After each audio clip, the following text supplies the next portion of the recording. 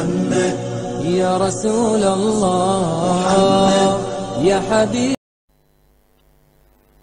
माह रमज़ान के रोज़े फ़र्ज़ हैं। कुरान करीम में इसकी दलील अल्लाह ताला का ये कौल है, या अय्युहल्लज़ीना आमनू कुतिबा अलैकुमुस्सियाम कमा कुतिबा अलल्लज़ीना मिन क़ब्लिकुम लअल्लकुम तत्तकून। सूरह बकरी की आयत नंबर 183। ए ईमान वालो, तुम पर रोज़े रखना फ़र्ज़ किया गया है जिस तरह तुमसे पहले लोगों पर फ़र्ज़ किया गया था, ताकि तुम तक़वा इख्तियार करो।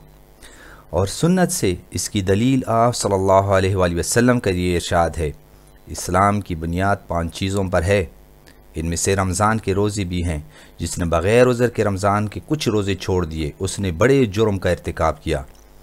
नबी ने एक ख्वाब के मुतल्लिक़ बयान फरमाते हुए कहा कि मैं पहाड़ों के दरमियान था, अचानक बड़ी ज़ोर की आवाज़ें आने लगी।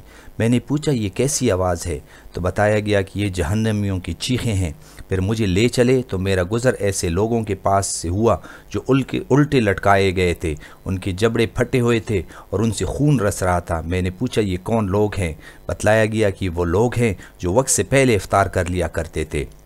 हाफिज़ ज़हबी रहमतुल्लाह अलैह कहते हैं, ये बात मुसलमानों के नज़दीक मारूफ़ है कि जो बग़ैर उज़र के रमज़ान का रोज़ा छोड़ता है वो ज़ानी और मुसलसल शराब पीने वाले से ज़्यादा बुरा है, बल्कि उसका इस्लाम भी मशकूक है और उसका ये फ़ैल उसकी ज़िंदीक होने और दीन से खारिज होने पर महलूल किया जाएगा।